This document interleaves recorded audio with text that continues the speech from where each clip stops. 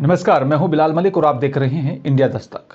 चलिए बुलेटिन में सबसे पहले बात करेंगे प्रधानमंत्री नरेंद्र मोदी की। प्रधानमंत्री नरेंद्र मोदी आज नीति आयोग में अर्थशास्त्रियों के साथ एक बैठक करेंगे। बताया जा रहा है कि यहां पर पीएम मोदी केंद्रीय बजट से पहले राय और साथ ही सुझाव लेने के साथ ही साथ बताया जा रहा है कि भारतीय अर्थव्यवस्था की भी स्थिति और साथ ही इसकी चुनौतियों का भी आकलन करेंगे। एक वरिष्ठ सरकारी अधिकारी ने कहा है कि केंद्रीय बजट में पहले यहां पर प्रधानमंत्री नरेंद्र मोदी शुक्रवार को नीति आयोग में अर्थशास्त्रियों और साथ ही क्षेत्रीय विशेषज्ञों से भी यहां पर मुलाकात करेंगे। मीटिंग में पीएम मोदी अर्थशास्त्र की यहां पर उनके साथ बैठक करेंगे और साथ ही बताया जा रहा है कि अर्थव्यवस्था की स्थिति और विकास को गति देने के उपयोग पर भी मंथन करेंगे। बैठक में कई केंद्रीय मंत्री भी शामिल होंगे। बताया जा रहा है कि पीएम मोदी इस मीटिंग के जरिए अर्थव्यवस्था की हालत या फिर बताया जा रहा है कि या यूं कहा जाए कि समीक्षा करेंगे। आपको बता दें कि वित्त मंत्री निर्मला सीतारमण भी इस यहां पर पूरी बैठक में शामिल होंगी। और चलिए बात उत्तर प्रदेश के सहारनपुर की कर लेते हैं। बता दें कि यहां पर सहारनपुर में सोने चांदी के आभूषण बनाने के नाम पर ठगी करने वाले 25,000 के इनामी अभियुक्त को सहारनपुर पुलिस ने 14 साल के बाद महाराष्ट्र मुंबई से गिरफ्तार करने में कामयाबी हासिल की। आपको बता दें कि उत्तर प्रदेश के जनपद सहारनपुर पुलिस की तरफ से चलाए जा रहे वांछित अभियुक्तों के खिलाफ धरपकड़ अभियान के तहत इस बड़ी कार्रवाई को अंजाम दिया गया। सहारनपुर पुलिस की तरफ से 25,000 के इनामी अभियुक्त को महाराष्ट्र मुंबई से गिरफ्तार किया गया है। साथ ही बताया जा रहा है कि यहां पर साल 2009 से अपनी पहचान छुपाकर पश्चिम बंगाल में छिपा हुआ था। शातिर अभियुक्त के खिलाफ इस तरह से इस बड़ी कार्रवाई को अमल में लाया गया। कोतवाली नगर टीम ने पकड़ा है इसको और ये काफ़ी टाइम से अपनी लोकेशन बदल रहा था। परमानेंट रेसिडेंट ये वेस्ट बंगाल का था। इतने टाइम से हमारे पास टिप मिल रही थी कि वेस्ट बंगाल में हुगली डिस्ट्रिक्ट में एक नाबिदपुर गांव है, वहाँ पे रह रहा है। इससे पहले भी एक बार टीम जा चुकी है, वो भी रेड अनसक्सेसफुल रही थी क्योंकि इसको जब भी हमारी टीम वेस्ट बंगाल पहुँचती थी इसको कहीं ना कहीं से खबर लगती थी और ये वहाँ से हट जाता था। लेकिन इस बार टीम परसिस्टेंटली इसके पीछे लगी रही। पहले वेस्ट बंगाल की जब रेड अनसक्सेसफुल हुई तो उसके पीछे हमने इसको मुंबई तक परस्यू किया, मुंबई तक चेस किया और महाराष्ट्र पुलिस के अच्छे लोकल सपोर्ट की वजह रहते हुए यह टीम ने इसमें सफलता हासिल करी। और जब बात देहरादून की करेंगे, आपको देखिए यहाँ पर उत्तराखंड लोक सेवा आयोग भर्ती परीक्षा में एक बार फिर से पेपर लीक मामले में बड़ी कार्रवाई की जा रही है और ये पूरा घोटाला सामने आया है। इस मामले में जांच कर रही एसटीएफ ने 4 लोगों की गिरफ्तारी भी की है। इसमें यहाँ पर उत्तराखंड लोक सेवा आयोग का एक कर्मचारी भी शामिल है। बताया जा रहा है कि उत्तराखंड लोक सेवा आयोग में कार्यरत कर्मचारी संजीव चतुर्वेदी साल 2004 से में बताया जा रहा है कि यहाँ पर अति गोपनीय अनुविभाग में सेक्शन अधिकारी के पद पर तैनात था, जिसने यहाँ पर अपनी पत्नी के साथ मिलकर लेखपाल पटवारी के पद पर हुई भर्ती परीक्षा का प्रश्न पत्र संजीव कुमार और साथ ही राजपाल नाम के व्यक्ति को बेच दिया था।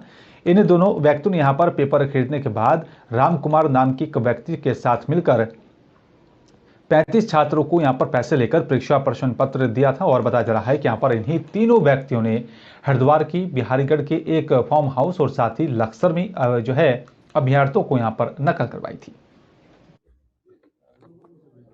पूर्व में यूके SSSC में भर्ती से संबंधित कुछ अनियमितताएं सामने आई थी।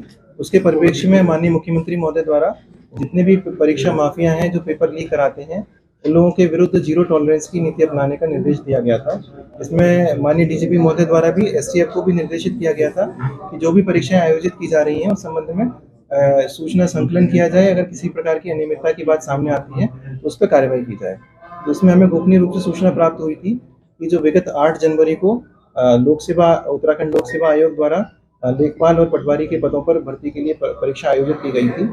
उसका प्रश्न पत्र कुछ अभ्यर्थियों को पूर्व में ही उपलब्ध कराया गया था। तो उस सूचना पर एसटीएफ की टीम ने जांच करते हुए जब विस्तृत जांच की तो उसमें सामने आया कि जो यूके PSC के एक सदस्य द्वारा, एक एम्प्लॉय द्वारा, अनुभाग अधिकारी हैं, उसके द्वारा वहां से प्रश्न पत्र को चुराकर फोटो खींचकर बाहरी व्यक्तियों को जिनके नाम राजपाल और संजीव कुमार हैं उनको उपलब्ध कराया गया और उनके माध्यम से अन्य अभ्यर्थियों को ये प्रश्न पत्र परीक्षा से पूर्व ही पढ़ा दिया गया था। लगभग अभी तक की विवेचना में 35 अभ्यर्थियों का परीक्षा से पूर्व ये प्रश्न पत्र प्राप्त किया जाना प्रकाश में आया है। पूर्व में यूके SSSC में भर्ती से संबंधित कुछ अनियमितताएं सामने आई थी। उसके परिप्रेक्ष्य में माननीय मुख्यमंत्री महोदय द्वारा जितने भी परीक्षा माफिया हैं जो पेपर लीक कराते हैं इन लोगों के विरुद्ध जीरो टॉलरेंस की नीति अपनाने का निर्देश दिया गया था। इसमें माननीय डीजीपी महोदय द्वारा भी एसटीएफ को भी निर्देशित किया। और बिहार के शिक्षा मंत्री चंद्रशेखर की तरफ से रामचरितमानस पर दिए गए एक यहां पर बयान पर बवाल मचा हुआ है, लेकिन आपको बता दें कि उसके बावजूद भी मंत्री चंद्रशेखर अपने बयान पर अड़े हैं।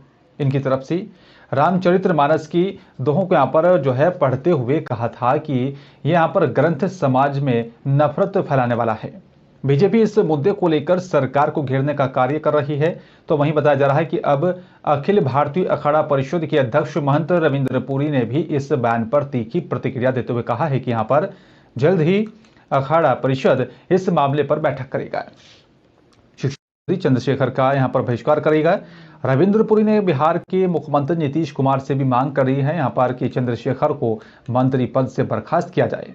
अखिल भारतीय अखाड़ा परिषद के अध्यक्ष महंत रविंद्र पुरी का कहना है कि यहाँ पर ये जो है बहुत ही दुख का विषय है कि यहाँ पर बिहार के शिक्षा मंत्री की तरफ से इस तरीके का बयान दिया गया है। ये बहुत दुख का विषय है कि हमारे बिहार के शिक्षा मंत्री होकर भगवान राम पे ऐसी बातें कर रहे हैं। उनको शर्म आनी चाहिए और इसके लिए हमारा पूरा संत समाज एक बैठक बिठाएगा और बैठक बिठा करके उनको बहिष्कार किया जाएगा। राम के नाम पे ऐसे बयान देना उचित नहीं है और संत समाज इसको बर्दाश्त नहीं करेगा। संत समाज नहीं, पूरा कोई भी हिंदू समाज, कोई भी सनातनी इसको बर्दाश्त नहीं करेगा। चलिए बात बिजनौर की करेंगे। आपको तो देखिए यहाँ पर बिजनौर में एक कलयुगी बालक ने यहाँ पर 10 वर्षीय बच्ची की यहाँ पर उसको ईख में ले जाकर उसके साथ दुष्कर्म की घटना को अंजाम दिया। बच्ची बताया जा रहा है कि यहाँ पर ईख के खेत में ही जो है बदहवास हालत में मिली है। बच्ची की सूचना परिजनों ने पुलिस को दी। सूचना पर पहुंची पुलिस ने तत्काल बच्ची को मेडिकल के लिए भेज दिया था।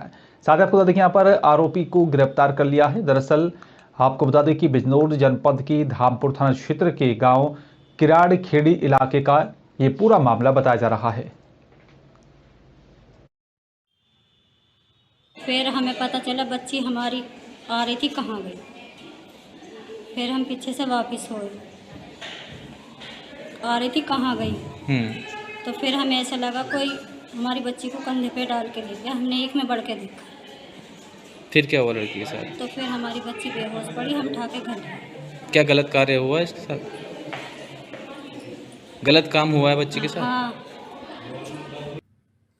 दिनांक 11/1/2023 को थाना धामपुर के ग्राम किराड़ खेड़ी से बादी यूनुस द्वारा 112 नंबर पर सूचना दी गई कि उसकी नाबालिग पुत्री के साथ दुष्कर्म की घटना घटित हुई है।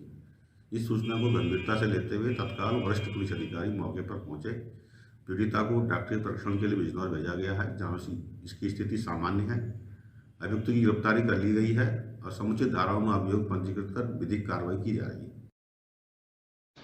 चलिए बात गरियाबंद की करेंगे। आप तो देखिए यहाँ पर गरियाबंद जिले के यहाँ पर मैनपुर ब्लॉक के जुगाड़ पुलिस चौकी के यहाँ पर पुलिस ने एक बड़ी कार्रवाई की है। बताया जा रहा है कि यहाँ पर 3 हीरा तस्कर को पकड़ने में सफलता हासिल की। साथ ही बताया जा रहा है कि हीरा तस्कर पर्यटक बनकर हीरा खदान क्षेत्र में पहुंचे थे और हीरा खदान वाले यहाँ पर गाँव पैलीखंड से 28 नग का हीरा खरीद कर तीनों आरोपी लेकर निकल रहे थे। तभी पुलिस को यहाँ पर मुखबिर से सूचना मिलते ही यहाँ पर तीनों आरोपियों को घेराबंदी कर बताया जा रहा है कि पुलिस ने यहाँ पर उन्हें गिरफ्तार कर लिया था। और साथ ही ये भी बताया जा रहा है कि नदी को पार करते ही उन सबको धर दबोचा। वहीं 2 हीरा तस्कर रेखा प्रसाद और साथ ही नारायण राजनाथ गांव जिले के यहाँ पर निवासी हैं और एक आरोपी तुलराम बताया जा रहा है कि इंदा गांव गरियाबंद का रहने वाला है।